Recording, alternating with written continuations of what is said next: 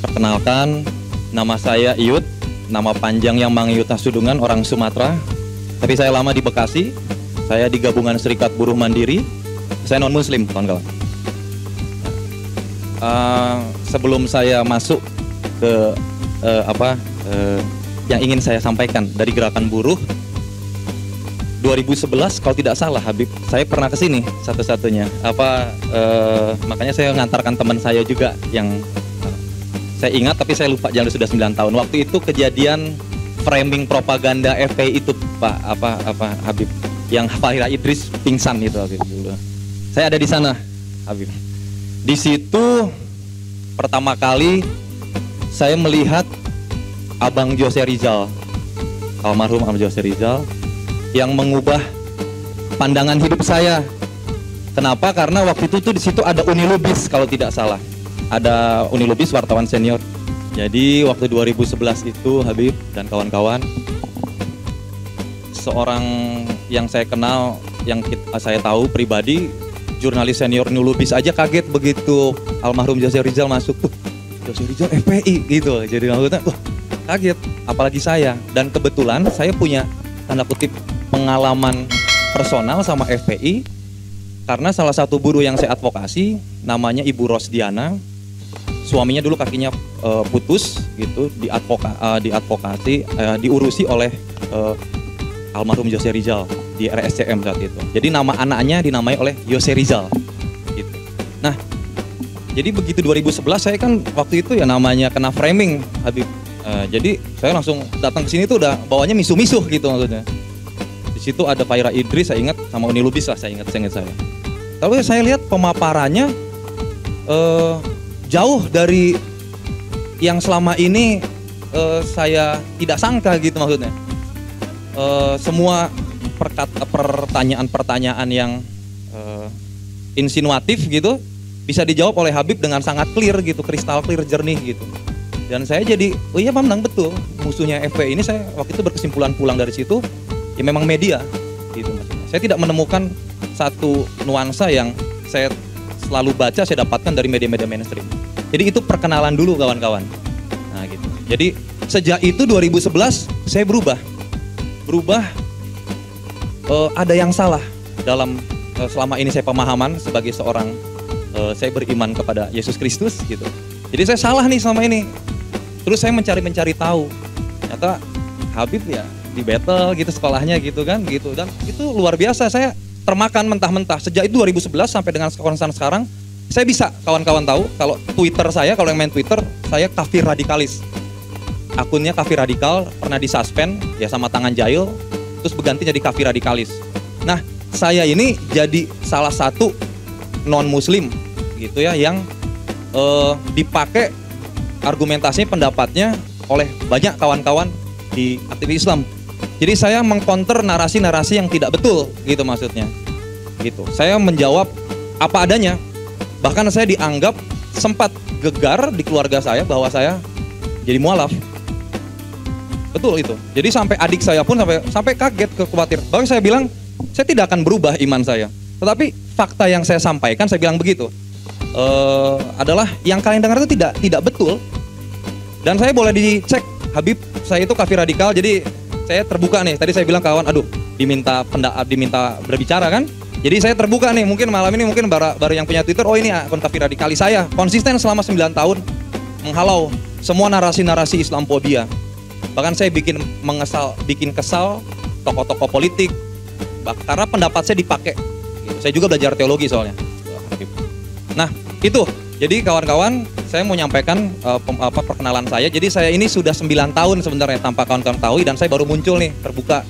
Saya itu. Jadi kalau yang mau yang Twitter kafir radikalis ya, nama saya pilih kafir radikal. Jadi karena propaganda kafir dan radikal itu adalah propaganda yang dijalankan negara nih. Jadi saya melawan di sini gitu ya. Mungkin rekaman ini nanti jadi akan viral, nggak apa-apa lah ya. Tapi saya sudah siap. Oke. Nah, Habib, saya itu selalu ini juga diskusi di sini, ada saksi banyak, kawan-kawan saya juga bisa di cross check. Saya berusaha tidak mau berdusta di sini. Saya juga berusaha tidak menambah-nambahi dan mengurang-urangin. Jadi saya berdiskusi sama kawan-kawan, saya bilang kebuntuan saya udah buntu. Saya ikut juga aksi reuni 212, Habib. Saya merasa satu-satunya gerakan yang tidak bisa ditutup oleh rezim ini adalah 212 dan kawan-kawan yang pendukungnya Habib gitu. Dan saya begitu mendengar, saya bilang begini, mendengar Habib akan pulang, saya berdoa sekali Habib. Bahkan saya nge-tweet gitu ya, ya Tuhan gitu maksudnya, dengan iman saya gitu, lindungi Habib gitu. Karena kebuntuan oposisi, sebutlah kebuntuan gerakan-gerakan kritis sudah tidak ada lagi. Sebulan lebih kami berdemo, diburuh, tidak juga didengarkan gitu. Jadi semoga Habib, kedatangan Habib beserta pengikutnya yang luar biasa mencetak sejarah. Tidak pernah ada satupun aksi massa, saya itu pengamat aksi massa, tidak pernah dalam kamus NKRI, tidak pernah ada aksi massa menyambut seorang tokoh sebegitu luar biasanya Habib, gitu maksudnya. Itu luar biasa, disangkal atau tidak disangkal, maupun acara YLC tadi malam ada tekanan tidak menyiarkan, tetap fakta tidak bisa dibantah bahwa kedatangan Habib Rizik Syihab adalah satu peristiwa penyambutan aksi massa paling spektakuler dalam sejarah NKRI.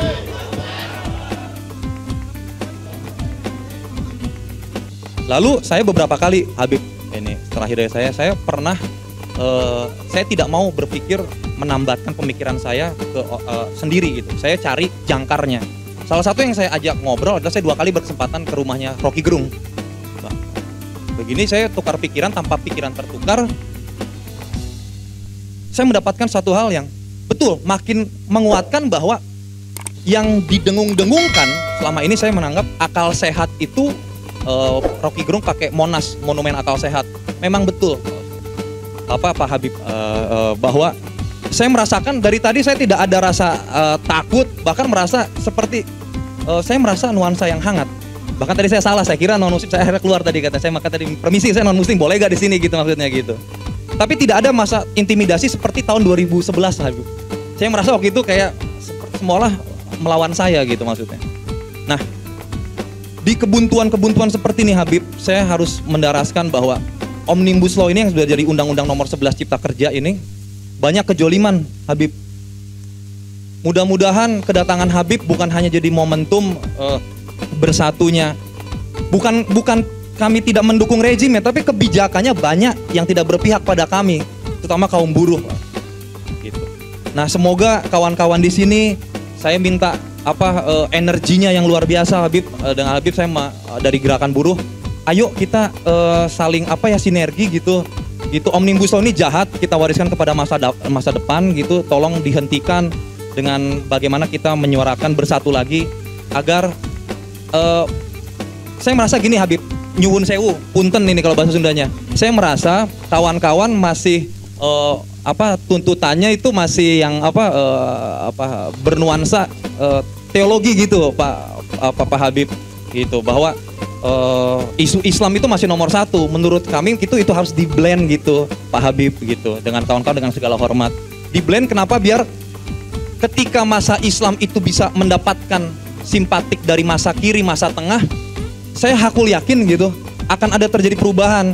Selama ini kita tidak ngeblend, mudah-mudahan suara saya ini bisa merangkul. Saya juga bermati-matian selama ini 9 tahun melawan narasi-narasi Islamophobia gitu. Dan selain itu Pak Habib, saya juga mengaku dosa nih di sini, tanda kutip. Saya itu aktivis Islamophobia sebenarnya di dunia sosial media. Jadi saya aktivis Islamophobia tuh, makanya saya berani datang 2011 itu, saya pengen tahu nih gitu, gimana sih FPI gitu. Jadi saya Islamophobia nih. Jadi 9 tahun ini saya menebus dosa saya menghantam semua narasi, bahkan saya sampai diincar oleh yang ya saya sebutnya pakai istilah ahlul Pancasila.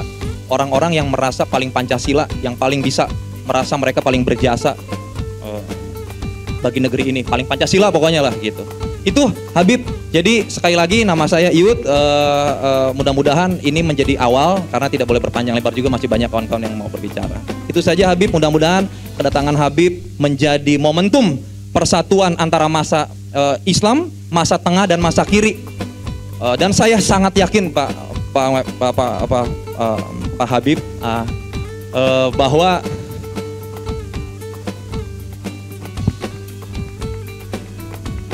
Tuhan yang saya sembah bersama kawan-kawan di sini juga bersama Habib Rizik Syihab. perjuangan kita belum selesai. Semoga Pak Habib Rizik sehat-sehat selalu, dijauhkan dari tangan-tangan nakal rezim. Juga yang terakhir, selalu menyuarakan keras lantang, karena itu yang saya sukai dari Habib. Saya terinspirasi dari bagaimana cara Habib itu nggak tedeng-tedeng aling gitu. Semoga tidak kena delik undang-undang ITE juga. Itu saja Pak Habib. Maaf saya panjang lebar. Terima kasih. Salam sejahtera bagi kita semua. Terima kasih Pak Yud. Nah ini semua bisa lihat di sini. Alhamdulillah kita duduk di sini ya ikhwan. Saya sudah tekankan tadi siang kita ada pertemuan di sini. Saya sampaikan kepada semua bahwa al-adlu lil jami, bahwa justice for all, bahwa keadilan untuk semua, bukan hanya semua manusia, bahkan untuk semua makhluk. Saudara, semua makhluk sampai tumbuhan, binatang sekalipun harus diperlakukan dengan adil, apalagi manusia, apapun agamanya, apapun sukunya, apapun golongannya, saudara, wajib kita memperlakukan semua manusia dengan adil. Jadi nggak usah khawatir, Maksud FPI sudah sekian puluh tahun memang di briefing betul, dididik betul laskar-laskarnya untuk selalu menjunjung tinggi keadilan. Jadi kami bukan musuh umat beragama. Kami bahkan bukan musuh pemerintah, bukan musuh TNI, bukan musuh Polri. Kami musuh kezaliman, kami musuh kemunkaran. Kemudian soal tadi mungkin sedikit saya garis bawahi.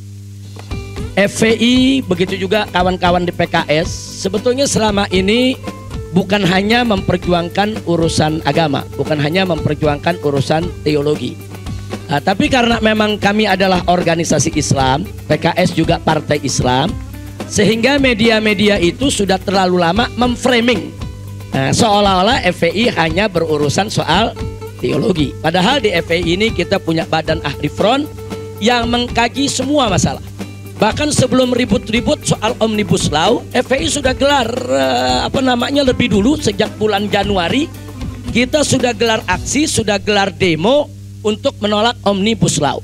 Karena kita sudah mendapat bocoran apa isinya, bagaimana arahnya, karena kita juga punya kawan-kawan di DPR yang memberikan informasi.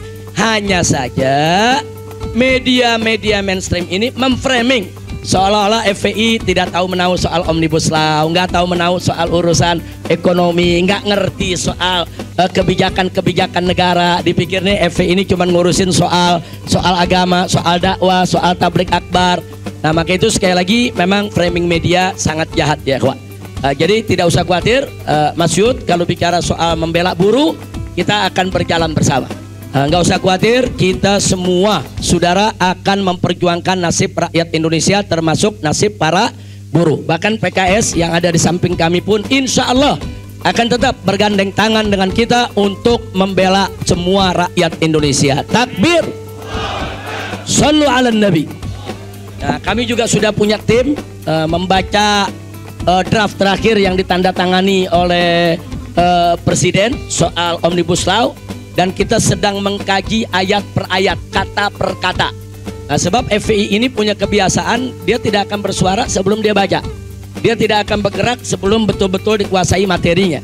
FPI ini nggak bakal mengajukan apapun, apakah itu keberatan atau menerima, sebelum kita memahaminya secara komprehensif. Alhamdulillah tim itu saat ini dipimpin oleh Pak Haji Munarman yang kebetulan punya kapabilitas dan kemampuan dalam soal bidang hukum maupun ketenaga kerjaan. Insya Allah nanti bisa kita kaji bersama, kita bisa berjuang bareng, insya Allah, amin ya rabbal alamin. Nah, untuk ini saya hanya punya satu paragraf kalimat yang ingin saya sampaikan.